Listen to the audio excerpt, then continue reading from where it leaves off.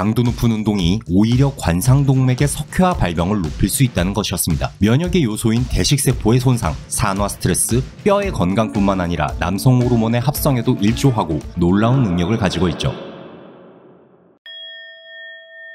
자세한 설명이 필요 없을 것입니다. 운동은 건강에 이롭다는 사실 말이죠. 인간의 눈에 들어온 정보가 뇌에 도달하고 이를 기반으로 어떤 조처가 내리는 데까지는 0.1초 안팎의 시간이 걸린다고 하는데요. 이렇게 광고나 여러 매체에 등장하는 운동하는 모습을 볼 때 우리는 무의식적으로 건강함이라는 느낌을 순식간에 갖게 되죠. 운동 이꼬르 건강함이라고 봐도 무방할 정도의 관념이 자리 잡고 있다 할 수 있겠네요. 자, 하지만 운동도 운동 나름이겠죠. 이 채널을 보시는 대부분의 분들이 즐겨 하시는 웨이트 트레이닝은 어떨까요?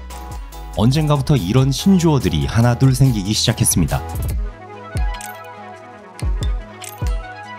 유명 유튜버나 인플루언서들은 고강도 운동을 보여주고 이를 보는 이들은 도파민을 분비하며 어느새 자신도 이를 모방하고 싶어하죠. 웨이트 트레이닝 문화에 있어 고강도 트레이닝은 방법론 이상으로 이제 하나의 트렌드와도 같습니다. 미리 말씀드리지만 저 역시 고강도 트레이닝을 좋아하며 이 자체를 비하하고 싶지 않습니다. 하지만 한 번쯤은 생각해 볼 필요가 있는 게 고강도 트레이닝이 건강에 악영향을 줄 만한 요소는 전혀 없을까라는 것입니다. 여러분께서는 이것에 대해 자세히 생각해 보신 적이 있으신가요? 한국의 순환기내과 전문의 성기철 교수의 연구팀은 5년간 25,000여 명을 추적 관찰한 끝에 다음과 같은 연구 결과를 발표했습니다. 강도 높은 운동이 오히려 관상동맥의 석회화 발병을 높일 수 있다는 것이었습니다. 이것이 심각해지면 혈액 공급이 안 되는 등 심장에 대한 위험성까지 높이게 되는데요. 자, 일단 석회화가 무엇인지 알아야겠죠? 칼슘에 대한 이야기부터 해야겠네요. 우리 몸의 뼈를 이루는 재료 역할로만 단순하게 알려진 이 칼슘은 사실 매우 많은 일을 하는 물질입니다. 일예로 염분 섭취를 낮추는 다이어트를 하면 근육의 수축이 잘 안 되죠. 그 이유는 근섬유에 나트륨 이온이 유입되면서 이루어지는 탈분극이라는 현상에 의해 칼슘 이온을 방출시키고 이것이 근육의 수축으로 이어지는 원리이기 때문입니다. 그러니까 사실 나트륨보다 이 칼슘이 근수축에 있어 더 직접적인 역할인 것이죠. 이렇듯 운동할 때 쓰이는 근육들 뿐만 아니라 뇌와 심장 등 24시간 생명 유지에 관여된 모든 신경과 세포들의 끊임없는 활동에 있어 필요한 것이 칼슘이기에 우리 몸은 혈액 속에 항시 칼슘들을 보유하고 있는데요. 전체 칼슘의 99%가 뼈와 치아에 존재하고 나머지 1% 정도가 혈액 안에 존재한다고 하죠. 자, 하지만 혈중 칼슘 농도는 수시로 오르내립니다. pH 농도가 낮아져 우리 몸이 산성화될 때죠.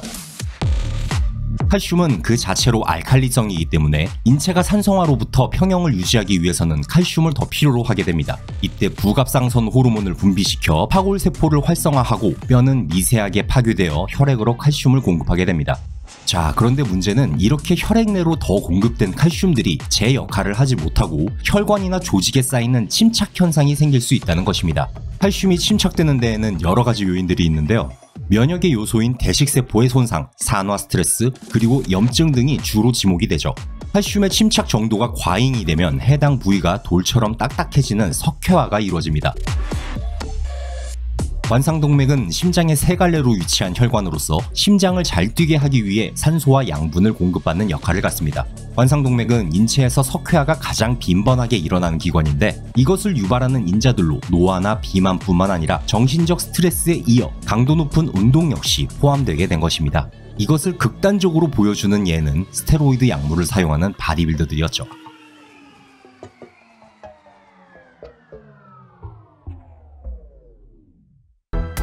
2006년에 한 연구에서는 장기간의 스테로이드 약물 사용을 한 바디빌더들에게 매우 높은 관상동맥 석회화의 수치가 발견됐음을 보여줍니다.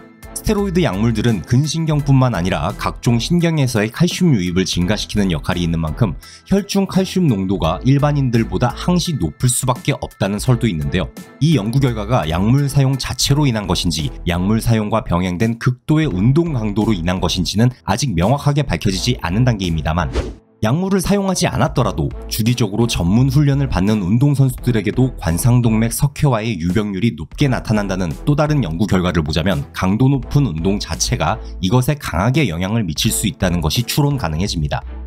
그렇다면 운동을 하지 말아야 하는 것일까요? 꼭 운동이 아니더라도 정신적인 스트레스로도 관상동맥 석회화의 위험에 노출이 되는데 과연 어떻게 하는 것이 좋을까요? 비타민, 요즘 비타민은 모두 챙겨 드시죠? 여러분은 어떤 비타민을 드시나요? 비타민C는 이제 워낙 국민적인 영양제이고 종합 비타민도 많이 드실 겁니다. 제가 애용하는 것들을 한번 보여드릴까요?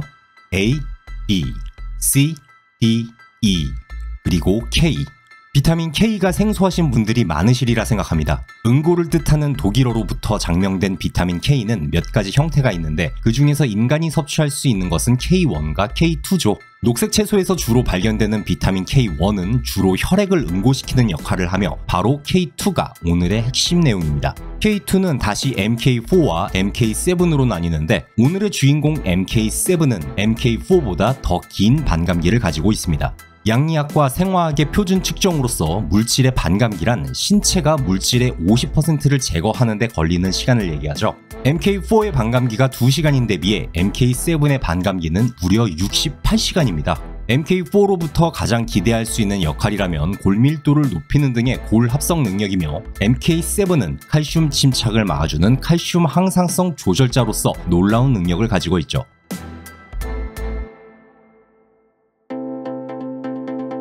MGP, 즉 기질-GLA 단백질이라는 것이 있는데 MK7이 이 단백질을 카르복실화로 활성화시켜 혈관이나 조직에 침착된 칼슘을 녹여서 다시 뼈로 갈 수 있게 하는 원리입니다. MK7 복용을 유지하면 기존에 침착된 칼슘들을 제거할 수 있을 뿐만 아니라 예방 역시 가능해지죠. 또 한 가지 중요한 것은 혈관의 플라크 역시 MK7이 제거해 줄 수 있다는 것입니다.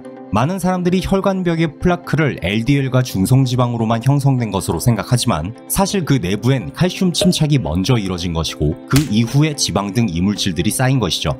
기존의 설과 다르게 콜레스테롤 자체가 플라크를 만드는 것이 아니라는 이 새로운 이론이 주목받고 있습니다. MK7 복용을 통해 콜레스테롤 수치가 조절된 사례는 수없이 많고요.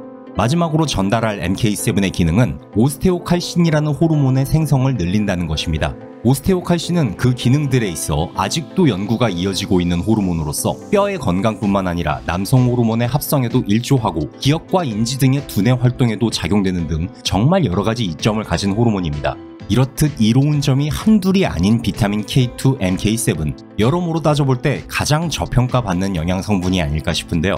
운동을 즐겨하는 계층들에게 소개가 너무 안 된 것이 안타까운 마음에 이렇게 영상을 한번 만들어봤습니다. 반드시 강도 있는 운동뿐만이 아니더라도 과중 업무 등의 스트레스나 노화, 비만에서도 혈관 내 칼슘 침착의 위험은 충분히 가능하며 성장기 어린이들에게 오스테오칼신의 생성은 너무 중요하기에 사실 거의 모든 사람들이 비타민 K2, MK7을 더 많이 알고 또 응용했으면 하는 바람입니다. 비타민 K2, MK7이 가장 많이 함유된 식품은 낫또입니다. 그런데 이 낫또를 매일 챙겨 먹는 게 쉬운 게 아니라 저는 그냥 알약 형태의 영양제로 챙기고 있습니다. 비타민 D와 같은 지용성 비타민이기에 어느 정도의 지방질이 있는 식사와 함께 복용하는 것이 흡수율을 극대화할 수 있습니다. 추천되는 복용량은 성인 기준으로 100에서 300마이크로그램이며 더 늘어난다 해도 부작용은 없다고 합니다. 반감기가 긴 만큼 매일 복용할 필요는 없고 심혈관이 건강한 사람이라면 48시간 간격으로 100마이크로그램만 섭취해도 칼슘 침착을 예방하는 데에는 충분하다고 합니다. 물론 중증의 비만을 가진 사람이나 약물을 사용하는 바디빌더 등 연령이나 침착의 정도에 따라 변수는 생길 수 있겠죠. 가장 확실한 이용법에 있어서는 가까운 병원의 의사선생님과 상의하시고 결정하시는 것이 최선이겠습니다. 오늘의 바디알케미는 여기까지입니다. 시청해주셔서 감사합니다.